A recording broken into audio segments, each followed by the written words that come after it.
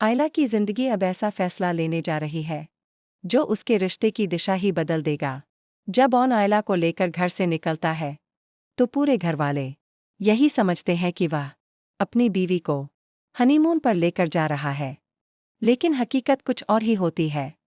साकिब साहब फैसला करते हैं कि अब ऑन और आयला का इस घर में रहना ठीक नहीं। उनका कहना होता है कि अगर आयला यहीं रही तो एहतेशाम फिर कोई नई साजिश करेगा और घर की बदनामी और बढ़ जाएगी। इसलिए बेहतर यही है कि दोनों अलग रहकर अपनी नई जिंदगी शुरू करें। बीजान भी इस फैसले से पूरी तरह सहमत होती हैं।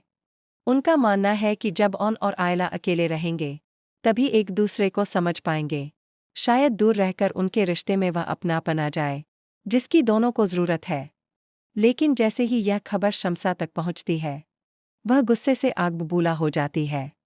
आयला को घर में देखते ही वह ऊंची आवाज में चिल्लाने लगती है और कहती है, इस लड़की की वजह से पहले ही बहुत बदनामी हो चुकी है, अब यह इस घर में नहीं रहेगी। शम्सा की बातें सुनकर माहौल पूरी तरह तनावपूर्ण हो जाता है।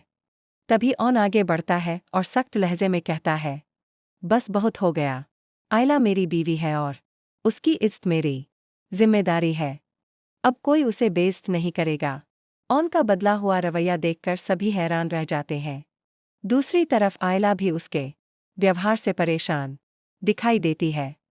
वह नम आंखों से कहती है, मैं नहीं चाहती कि तुम भी बाकी मर्दों की तरह बिना मेरी बात सुने मुझे कटघरे में खड़ा कर दो।